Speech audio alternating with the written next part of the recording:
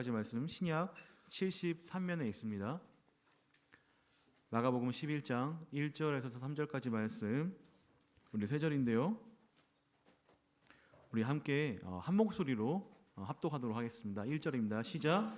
그들이 예루살렘에 가까이 와서 감람산 빛가와 베다니에 이르렀을 때에 예수께서 제자 중 둘을 보내시며 이르시되 너희는 맞은편 마을로 가라. 그리로 들어가면 곧 아직 아무도 타보지 않은 나귀 새끼가 매어 있는 것을 보리니 풀어 끌고 오라. 만일 누가 너희에게 왜 이렇게 하느냐 묻거든 주가 쓰시겠다 하라. 그리하면 즉시 이리로 보내리라 하시니. 아멘. 오늘 시간 주님이 쓰시는 사람이라는 제목으로 우리 이건희 담임 목사님 말씀 전해 주시겠습니다.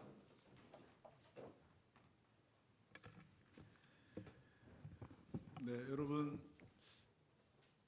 태신자 VIP를 작정하셨나요? 네, 하셨죠. 네, 많이 그렇게 하시길 바랍니다. 영혼 구원은 우리의 존재 목적이에요. 교회의 존재 목적은 영혼 구원입니다. 교회가 이렇게 울리죠. 네, 교회가 뭐 사회 구원하고 구제하고 그런 데가 아니에요, 사실은. 네, 영혼 구원을 위한 하나의 방편이지. 교회의 존재 목적은 영혼 구원입니다. 그렇기 때문에 여러분들도 이 사명을 위해서 최선을 다하시길 바랍니다. 오늘 주가 쓰시겠다 하라는 그런 제목인데, 성경에 나오는 그 인물의 수가 한 2,700명 정도 그렇게 된다고 합니다. 제 말이 믿어지지 않는 분들은 집에 가셔서 세보시면 됩니다. 한 2,700여 명 되는데 이제 그 인물을 이제 크게 두 개로 나누면은 두 부류로 나누면 하나님께 쓰임 받는 사람과 하나님께 쓰임 받지 않은 사람 이렇게 두 부류로 나눌 수 있다고 생각을 합니다. 근데 하나님께 쓰임 받는다라는 것 자체도 사실은 이제 가룟 유다 같은 사람도 쓰임 받은 거죠. 그러나 그 쓰임 받는 것은 우리가 생각하는 그런 긍정적인 의미는 아니라고 그렇게 생각을 합니다. 근데 하나님께 쓰임 받더라도 끝까지 쓰임 받은 사람은 한 20% 정도 된다고 합니다. 2,700명 중에서 보통 이제 선종이라고 얘기합니다. 피니싱 웰. 선종이 뭐 이렇게 승려들 그 선종이 아니고 끝까지 마치는, 잘 마치는 피니싱 웰이라는 게 한 20%. 한 2,700명 잡으면 의외로 많지 않죠. 한 500여 명 정도가 끝까지 쓰임을 받는 거예요. 사울 같은 사람은 처음에는 쓰임 받지만 사울왕 나중에는 쓰임 받지 못하고, 뭐 가룟 유다도 마찬가지고, 대마 같은 사람 세상이 좋아가지고 세상으로 갔습니다. 이 세상에 행복한 사람이 누굴까? 뭐 우리가 생각하는 행복이라는 것은 주로 이제 물질로 연관을 짓습니다만, 행복한 사람은 쓰임 받는 사람이다 이렇게 말할 수가 있겠죠. 용도가 폐기되면 그 제품이 아무리 좋더라도 그 제품의 가치는 반감이 되고 가치가 없어지는 것입니다. 인생도 그렇습니다. 정말 행복한 인생은 내가 쓰임받고 있다라는 것, 하나님께 쓰임받고 있다라는 것을 확신하는 것, 그것이 행복한 사람이라 그렇게 생각이 됩니다. 근데 누구에게 쓰임을 받느냐가 중요하겠죠. 누구에게 쓰임 받느냐. 오늘 제가 그 부분을 이제 나누도록 하겠습니다. 오늘 본문은 예수님의 그 마지막 고난 순환 주간의 첫 번째 날, 첫째 날에 일어난 사건입니다. 1절을 보면 그들이 예루살렘에 가까이 와서 감람산 벳바게와 베다니에 이르렀다. 그 예루살렘에 가보면 예루살렘이 굉장히 작아요. 서울보다 훨씬 작습니다. 그래서 이 벳바게 그 다음에 베다니 뭐 이런 그 고을들이 그렇게 멀지 않습니다.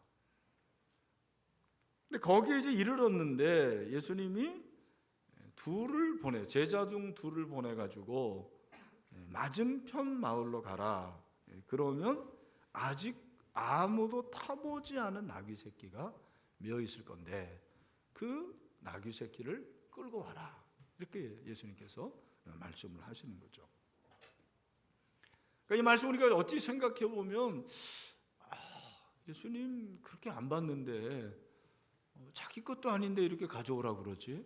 뭐 이렇게 생각할 수도 있는 거죠. 분명히 주인이 있는데 왜 예수님이 그걸 가져오라 그러지? 이렇게 생각할 수가 있습니다. 나귀는 엄연히 주인이 있었는데 그걸 끌고 와라. 그렇게 말씀을 하시는 거죠.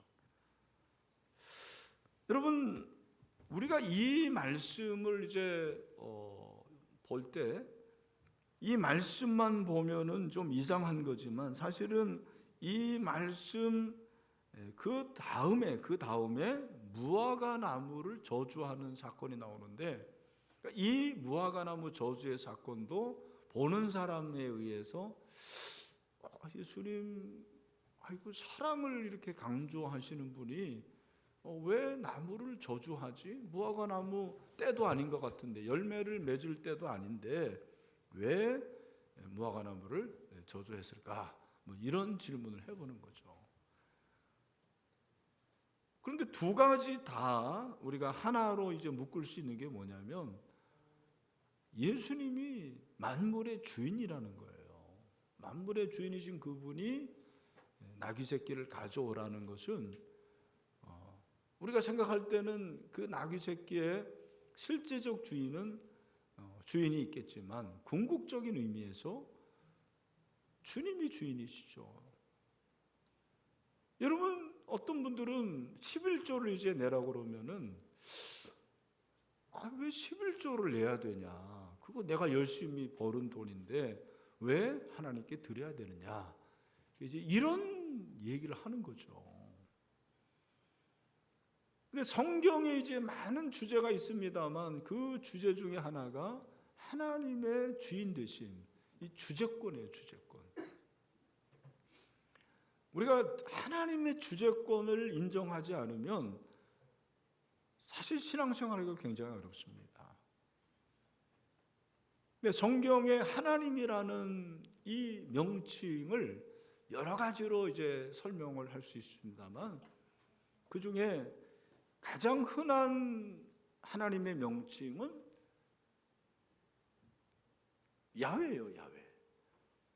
엘로힘이라는 단어가 많이 있고 야훼라는 단어가 많이 있는데 이 야훼라는 단어는 내자의 자음으로.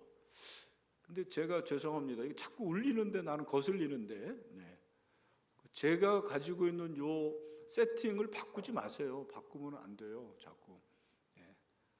자, 그래서 야훼라는 이 내자의 그 자음이라는 것은 우리가 이제 읽을 때는 아도나이라고 읽습니다. 그러니까 히브리 필사자들이 이제 필사를 했잖아요. 필사를 하는데 이 야훼라는 단어가 전체 구약이 한 7,000번 나오는데 그 7,000번 나오는데 이 필사자들이 야훼만 나오면은 옷을 이렇게 고쳐 입는 거예요.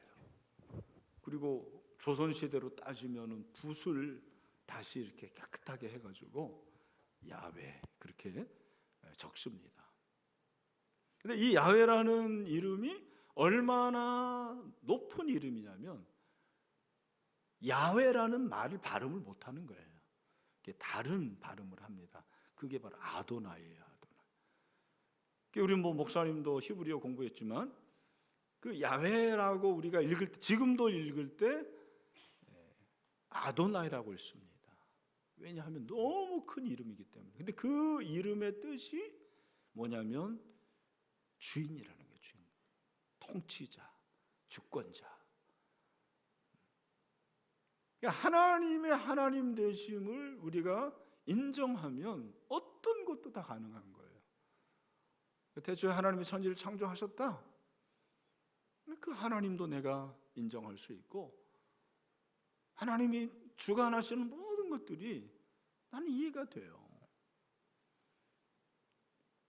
그래서 사도 바울 같은 사람은 로마서를 이제 1장부터 11장까지 교리를 말씀하신 후에 마지막 정리가 뭐냐면, 결론이 뭐냐면, 모든 것이 주로 주께 나오고 주로 말미암고 주에게로 돌아간다. 이 11장 36절로 그렇게 마무리하는 것을 볼 수가 있습니다.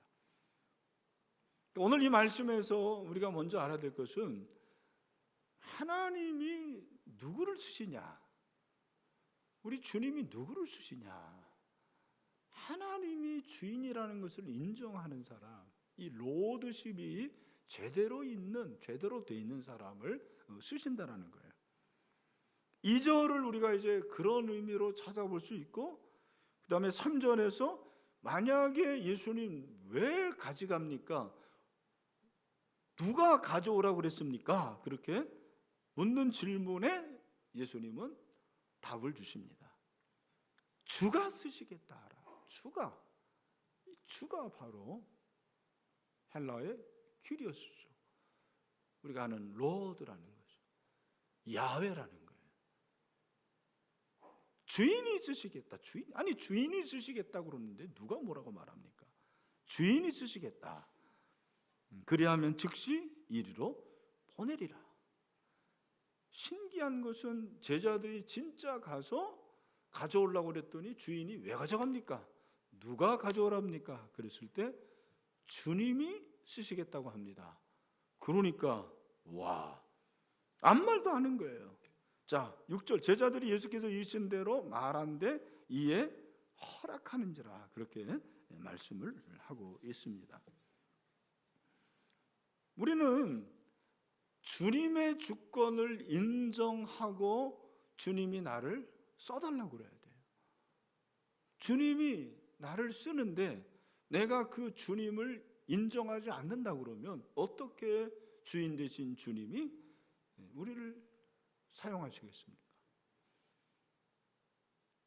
우리 주님이 우리를 쓰시는 영역은 굉장히 다양하다고 생각합니다. 여러분이 생각하는 그런 직장의 영역도 있고, 또 교회라는 영역도 있고, 가정이라는 영역도 있고, 굉장히 넓은 영역에서 주님이 우리를 쓰십니다. 어떤 영역이든 간에 내가 주님의 쓰심에 합당하지 않아요, 사실은. 그건 분명합니다. 정말 내가 자격을 갖춰서 하나님께 쓰임을 받느냐? 그게 아니란 말이죠. 주님께서 우리를 쓰실 때 모든 걸 갖췄기 때문이 아니에요. 어쩌면 주님께서 우리를 쓰실 때 가장 연약한 자를 사용하시는 것이 성경의 원리라고 그렇게 볼 수가 있습니다. 작은 자가 천을 이루고 약한 자가 강국을 이룬다라는 그 말씀이 우리에게 주는 교훈이기도 하고, 성경 전체를 볼 때 하나님이 약한 자를 쓰신다라는 거예요. 세상의 원리와 달라요. 세상은 준비되고 자격을 갖추고 구미에 맞는 사람을 사용하시지만 하나님의 나라는 그게 아니라는 거죠.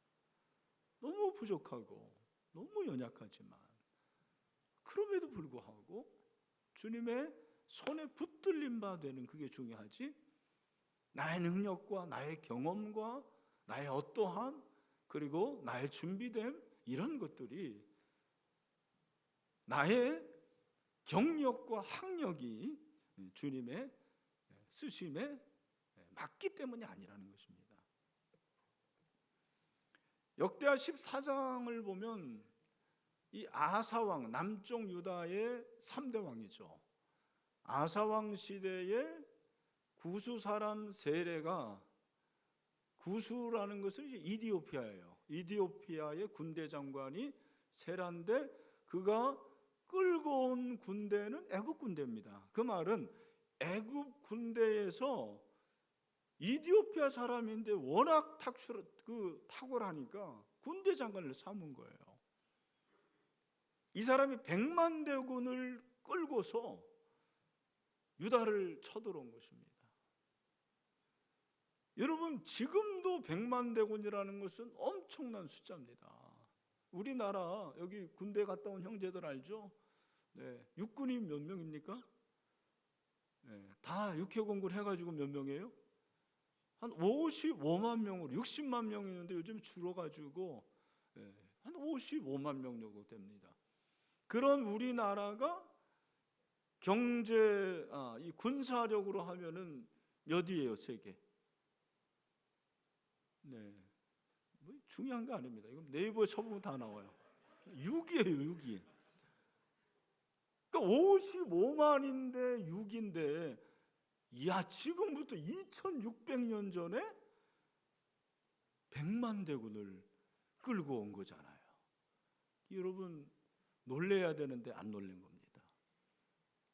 근데 그 당시에 남쪽 유다는 58만 명, 거의 절반밖에 안 됐는데, 중요한 것은 그 애굽 구스 사람 세라는 철병거, 오늘날 뭐 탱크를 끌고 온 거예요. 그런데 남쪽 유다는 소총, K1, M16을 가지고 그리고 덤비는 거죠.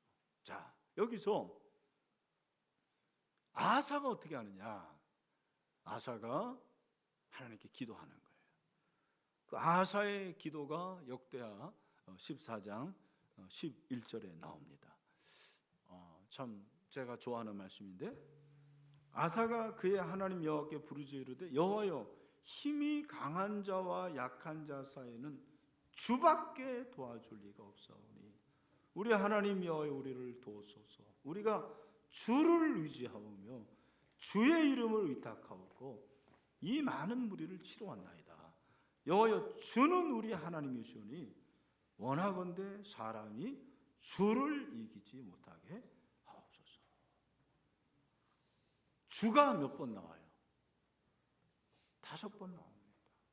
주가 계속해서 주를 말합니다. 그러니까 아사가 지금 하나님께 기도하는데 그 하나님이 보이지 않는 하나님은 주인이래요. 그 주인은 나의 주인이고 우리 이스라엘 백성 남쪽 유다의 주인이기도 한데, 그 주인이신 하나님, 그 하나님은 어떤 하나님이냐?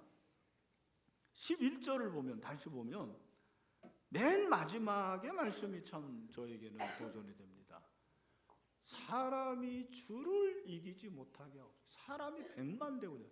하나님, 100만 대군이 하나님을 이기지 못하게 하세요.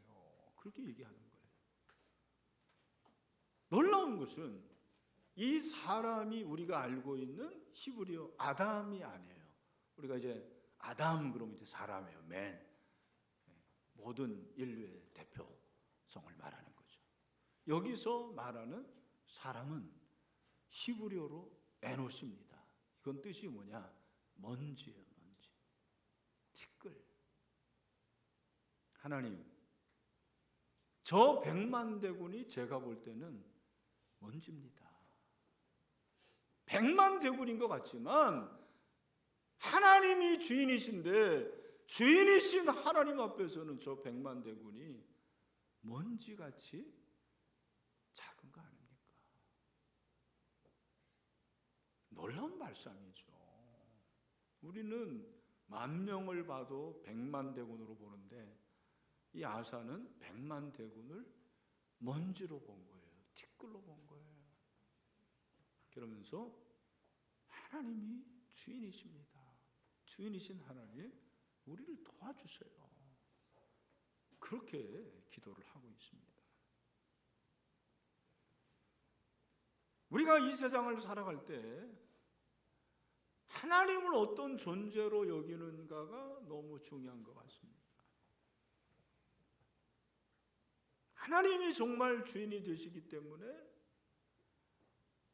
내가 그 주인 되신 하나님의 손에 붙들린 바 되면 나의 능력과 나의 무슨 학벌 그리고 나의 환경, 내가 무슨 흙수저든 무슨 수정간에 상관없습니다.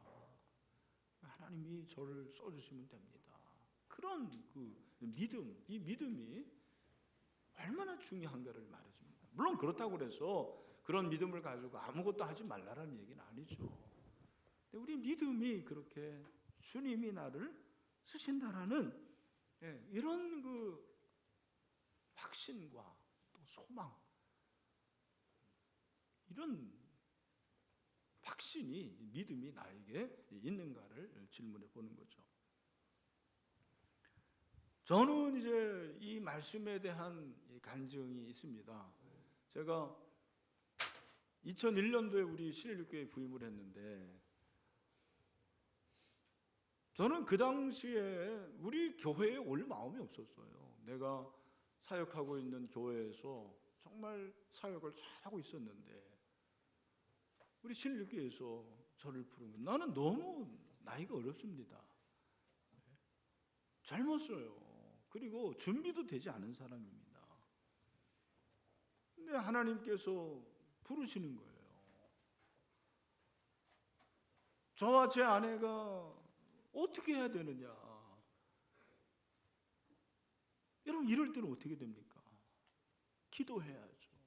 기도하는데 마침 고난주간이었습니다. 고난주간 그 첫째 날 제가 부목사로 섬기던 교회에서 고난주간 새벽 기도를 하는데 첫째 날 본문이 이 본문이었어요. 그 목사님이 얘기하는 거예요. 주가 쓰시겠다 하라. 그런 얘기를 한 거예요. 우리의 준비와 우리의 능력과 우리의 재질과 재능과 이런 모든 것에 상관없이 하나님이 쓰시면 됩니다. 그런 설교를 해주시는데 저와 제 아내가 우리에게 주시는 말씀이구나. 주님이 쓰시면 되겠구나. 이제 순종했어요. 그리고 우리 신일교회 부임해서 지금까지 23년 동안 사역을 하고 있습니다. 제가 지금까지 이렇게 사역을 해보면 언제 내가 목회를 제일 잘했느냐? 아무것도 모르고 왔을 때 그때 목회 제일 잘한 것 같아요. 진짜입니다. 38살 때 제가 부임을 했습니다. 뭘 알았겠어요? 하나님께 기도했습니다. 하나님, 저는 정말 젊고 어리고 무능합니다. 그랬을 때 하나님께서 내 연소함을 없인 여기지 말게 하고 말과 그리고 정절로 절제로 너의 그 신실함을 보이리라는 그런 말씀을 주셨어요. 그래서 그 말씀을 붙잡고 정말 성실하게 주님이 원하시는 그러한 일을 감당을 하고 여기까지 왔습니다. 저는 찬송가 310장을 좋아하는데 하나님의 은혜로 이 쓸데없는 자 왜 구속하여 주는지 난 알 수 없도다. 괜찮은 사람이 쓸데없는 사람이라니까 이 쓸데없는 자를 왜 구속하여 줍니까? 왜 사용하십니까? 여러분이 지금 삼성의 이재용 회장의 집을 방문해가지고 초인종을 누르고 누굽니까? 네, 신일교회 박종현입니다. 왜 왔니? 제가 이재용 회장을 위해서 이 몸 바쳐 충성하겠습니다. 저를 써주십시오. 그럼 뭐라 그럴까요? 잘 왔습니다. 환영합니다. 그럴까요? 네. 여러분의 상상에 맡기겠습니다.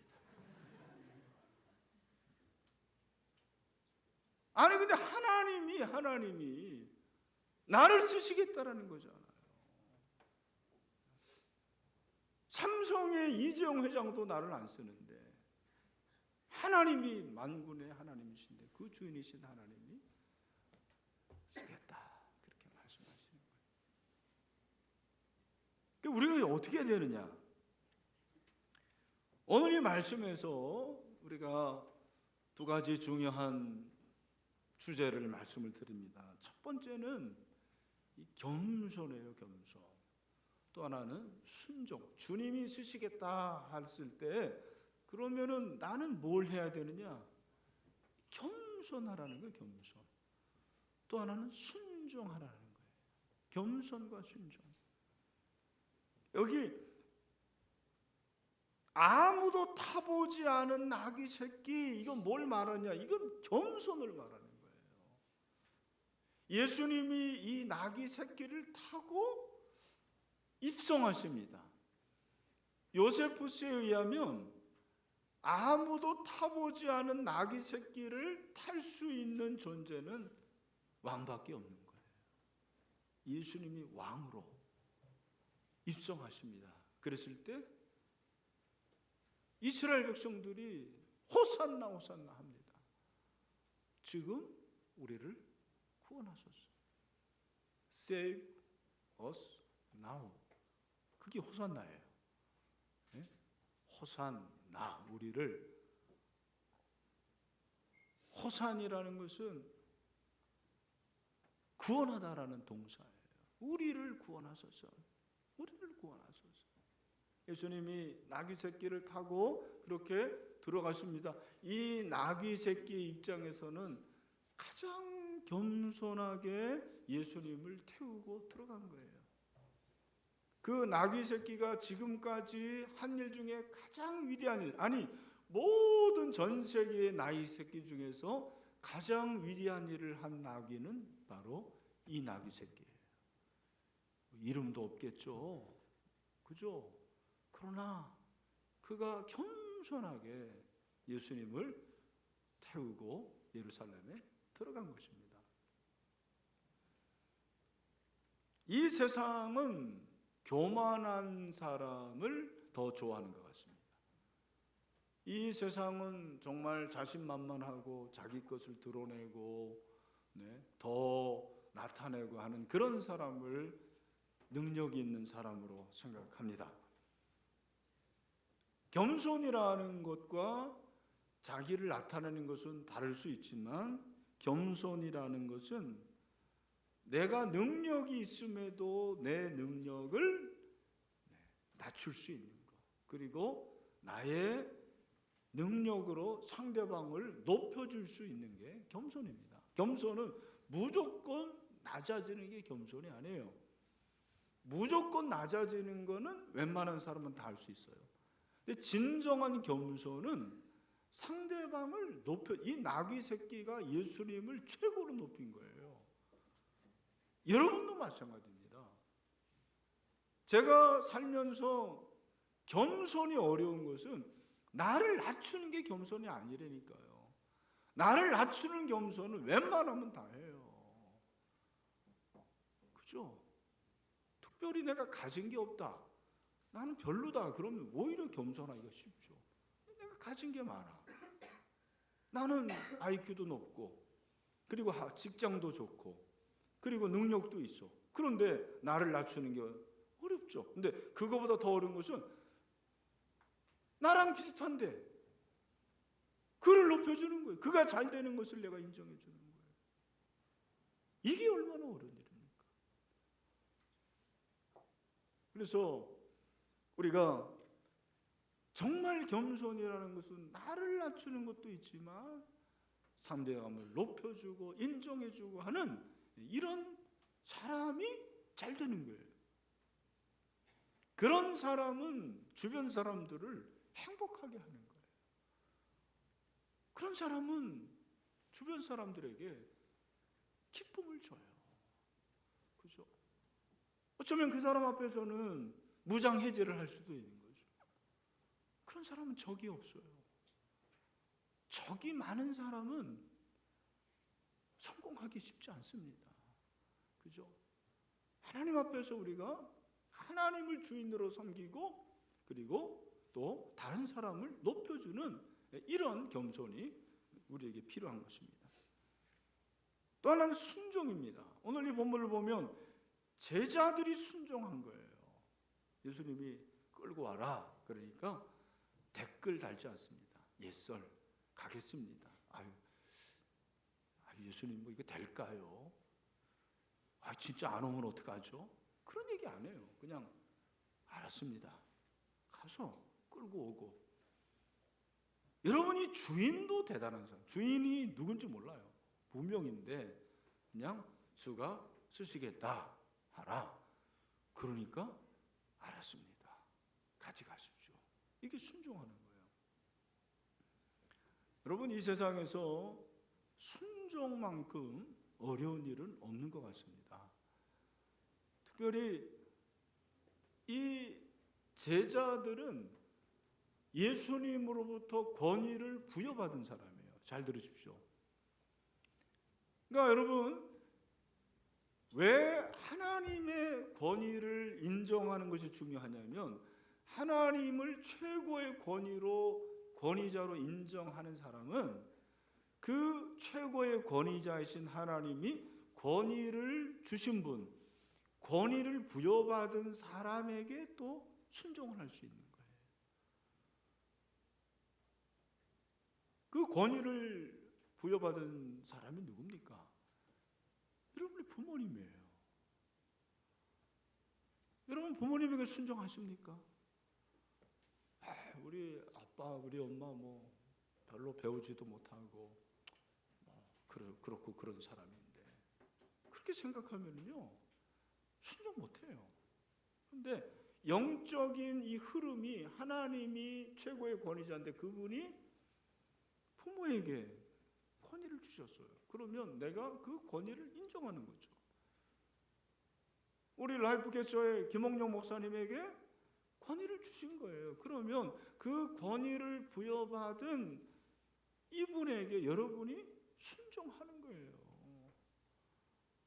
성경에 완전히 어긋났다 그건 모르겠지만 그렇지 않으면 여러분의 생각에 물론 목사님 이거 아닌 것 같습니다 라고 얘기를 할 수 있지만 그러나 궁극적으로는 순종해야 된다는 거예요. 우리 신일교회도 마찬가지죠. 제가 담임 목사니까 담임 목사에게 권위를 주셨기 때문에 이 권위를 부여받은 저에게 여러분이 순종해야 된다는 것이 오늘 주님이 우리에게 말씀하시는 거예요. 이 겸손과 순종을 같이 갈 때 하나님께서 그 사람을 쓰시는 것입니다. 저는 그 G2 전 G의 회장이죠. 잭 웰치에 관한 얘기를 책에서 읽었습니다.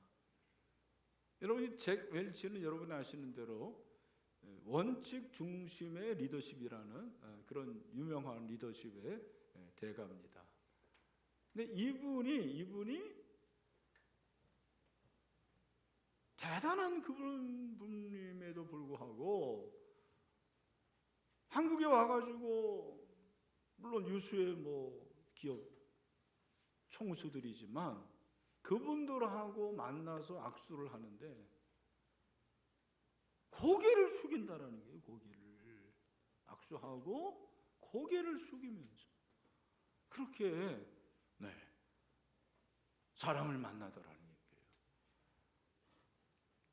그러니까 여러분 어느 정도의 그러니까 일정 분야에서 정점을 찍은 사람들의 두 가지 특징이 있는데 그게 뭐냐면 겸손 또는 인성이라는 거예요. 겸손과 인성이 같이 가야 되는 거예요. 세상에서는 그렇게 말합니다. 그런데 성경이 말하는 인성은 제가 볼 때는 순종해요. 말씀에 순종하고 하나님의 권위에 순종할 수 있는 그것이 인성이에요. 인간성이 좋은 게 인성이 아니에요. 겸손하고 하나님의 권위에 순종하고 말씀에 순종하면 하나님께서는 언젠가는 우리를 사용하신다, 나를 사용하신다라는 것이 오늘 우리에게 주시는 메시지인 거죠. 저는 여러분들이 꼭 하나님께 쓰임 받기를 소망합니다. 그렇게 기도하세요. 저는 지금은 좀 그렇습니다만 늘 그런 기도했어요. 하나님, 저를 써주세요. 쓰임 받게 해주세요. 여러분, 그 고등학교에서 대학 가면은 고등학교 때는 몰랐던 그런 세계들이 있고 내가 상상할 수 없는 그런 엄청난 애들이 있더라고요. 여러분, 대학을 졸업하고 직장에 가보세요. 제가 대학 졸업하고 신대원 가보니까 와, 어쩜 그렇게 대단한 신앙도 좋고 지혜롭고 똑똑한 사람들이 많은지. 그 가운데서 제가 할 수 있는 것은 그거였어요. 하나님, 저를 써주세요. 제가 쓰임받고 싶습니다. 그러면서 최선을 다하고 겸손하게, 그리고 주님께 순종하는 그런 삶을 살아왔어요. 여러분도 그랬으면 좋겠어요. 어떤 분야에서든지 어떤 사람이 될지는 모르겠지만 정말 주가 쓰시겠다, 그렇게 주님께 쓰임 받을 수 있는 주님의 일꾼들을, 주님의 쓰임 받을 수 있는 그런 인재들이 될 수 있게 되기를 주님의 이름으로 축원합니다. 기도하겠습니다.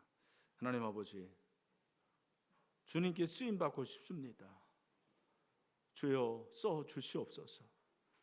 나의 능력과 그리고 재능과 또 자질과 환경과 그런 것에 상관없이 하나님 앞에 최선을 다해서 겸손하게 또 말씀에 순종할 때 하나님께서 우리 사랑하는 형제자매들을 사용하여 주시옵소서. 주가 쓰시겠다라고 했는데 하나님이 언제 쓰실지 알지 못합니다. 그때까지 잘 준비되게 하시고 주님의 뜻을 기다리면서, 그 주님의 때를 기다리면서 한 걸음 한 걸음 나아가는 우리 라이프처들이 될 수 있도록 도와주시옵소서. 예수 그리스도의 이름으로 기도하옵나이다.